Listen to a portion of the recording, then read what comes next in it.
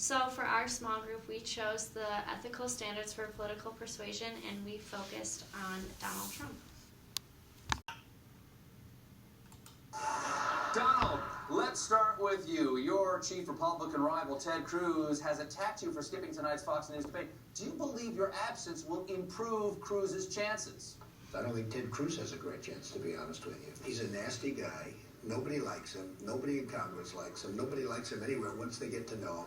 Okay, so no one likes Ted Cruz. Mr. Trump, a rebuttal. I really do. I like Ted Cruz a lot. Okay. Okay, so as the video just showed, we're going to talk about how Trump can be quite illogical and use a lot of unsupported reasoning when he just kind of talks in public and stuff like that.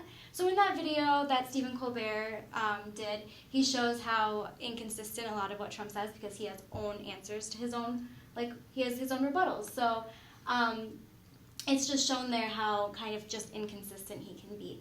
And then another way he does that is he, on Twitter, tweeted crime statistics that basically outlined how many people who are murdered are murdered by a black assailant or a white assailant. And the crime statistic basically led to the point that 81% of assailants that are black kill white people. So it's just trying to argue that there's more black people who are murdering white people. And it was just not true. The source of it actually was the Crime Statistic Bureau of San Francisco, which does not exist. He definitely admitted that he was apologizing for it and that it was wrong. However, he didn't bother to fact check, and he believed the source was credible, even though he had no prior knowledge of it. Out of the gate, there's a strong difference of opinion between our one candidate. Okay, the next question is for you, Donald. How do you feel about the people of Iowa and your chances with them? I love Iowa. We've done really well here. All right, very fairly stated. Mr. Trump, your thoughts? How stupid are the people of Iowa? So this video just goes to show how Donald Trump should not advocate something in which you do not believe yourself. So it just shows how he contradicts everything he says. He has a counter argument for himself. He literally debates between himself, like Susie was saying earlier. Another thing I found was an article on the invasion of Iraq. It talked about how Donald Trump was, how he thought it was a big mistake and that it was a mess that we got into the war. And then he insisted that he would never have created that war. And then he bashed George W. Bush for starting the war to begin with. And then he bashed Obama for taking people out of the war. But then he didn't realize that Bush had signed an agreement weeks prior to leaving the White House, so he was actually wrong in that aspect as well. And then he also said it's the fault of Obama, there's no question. It's the fault of Bush for going in. It's the fault for Obama for getting out. It's a disaster. The war should never have happened. And then once it did happen, you should have at least left the troops in. So it's really a double fault. So it's just showing that he doesn't have something that he truly believes in, because he thinks it shouldn't have started, but then the fact that it did start, we should have stayed in instead of stopping it. So it just shows how he contradicts himself all the time. Next, our group will be talking about pretending certainty where tentativeness and degrees of probability would be more accurate.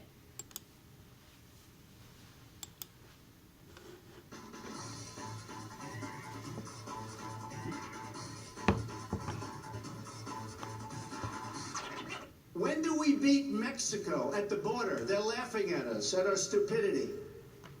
And now they're beating us economically. They are not our friend, believe me. But they're killing us economically.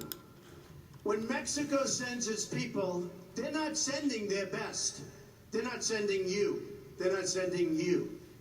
They're sending people that have lots of problems, and they're bringing those problems with us. They're bringing drugs, they're bringing crime, they're rapists, and some, I assume, are good people. But I speak to border guards, and they tell us what we're getting. And it only makes common sense. It only makes common sense. They're sending us not the right people. It's coming from more than Mexico. It's coming from all over South and Latin America, and it's coming probably from the Middle East. But we don't know, because we have no protection and we have no competence. We don't know what's happening. And it's got to stop. And it's got to stop fast. I would build a great wall, and nobody builds walls better than me, believe me. And I'll build them very inexpensively.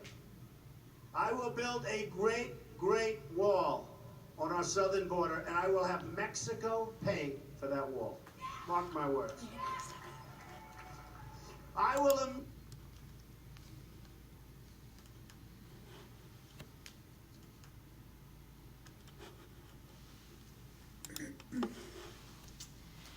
This video is a great example of pretending certainty and how he breaks the political ethical standard, because Trump makes a lot of blanket statements which leave no room for tentativeness or degrees of probability. So an example of this is when he was talking about Mexico sending its worst people. He didn't specify that there was only a certain degree of these people that were coming over that were good people or bad people. He just made the blanket statement that they're sending all of their worst people and they're not sending their best people. He also says that Mexicans are bringing drugs, crime, and they're rapists. Again, he's making a blanket statement that all of the Mexicans coming over are drug users and rapists. Also, Trump makes claims that aren't able to be supported or proved, such as nobody builds walls better than me, believe me. That's a really hard thing to really support and provide evidence for. So the negative effects that pretending certainty can have, overgeneralizations are inaccurate. Trump loses credibility because of harsh, dramatic statements. Trump can be perceived as unprofessional because of his insensitivity and carelessness with his words. So even people who might otherwise believe what he's saying and agree with his stance on it, the way he comes across with, not being able to dispute that he's saying that it's with certainty, it's hard to follow him. Trump ultimately loses supporters because of his tendency to alienate certain groups of people with these blanket statements. So by saying that all Mexicans coming over are bad people, then he's making Mexicans in general feel alienated. So now we're going to talk about Trump's oversimplification of complex issues and the fact that he presents these issues as kind of two-sided. All of the issues, the big issues, deal with his policies on immigration. The first off being the building of the Mexican wall and making Mexico pay for it. Immigration from Mexico is not a black or white issue, and Trump isn't thinking of the ramifications of just blocking off Mexico. There are a lot of valuable workers that are coming from Mexico that are not illegal. And making one government pay for another government's new policies is a little bit ridiculous. Next, the deportation of illegal immigrants. Trump has stated that as soon as a immigrant overstays a welcome on their visa, that they should be deported immediately, and if they refuse to leave, they should be faced with criminal charges. Again, he's not thinking of the ramifications of this problem. Immigrants that have started families would be forced to leave, and their children that are citizens would probably stay here. So he'd be tearing apart a lot of families in the United States. Thirdly, mostly has to do with the recent situation of Syrian refugees in the United States. Trump has said on multiple occasions that he believes Muslims should be barred from entering the country, no questions asked, and that any refugees coming into the country should be added to a database.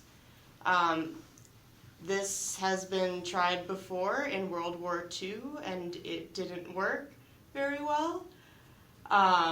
And it's really not a black and white issue. Again, it's human lives that are at stake, people fleeing a country. It's really not as simple as stopping them or letting them in. There's always extraneous circumstances. One problem. And I said, absolutely yes. In fact, I went a step further. I said, I didn't see Swedish people knocking down the World Trade Center. So, like Trump states, or as he states, he says that he didn't see Swedish people knocking down the World Trade Center. So when we're discussing evoking emotions to affect one's stance, he's affecting our emotions because we are Americans. The World Trade Center has affected us because it was a terrorist attack on our land. So by stating that Muslims knocked down the World Trade Center, not a different culture, he is swaying us to his side on the stance simply because it's affecting us. Yeah, sure, that works.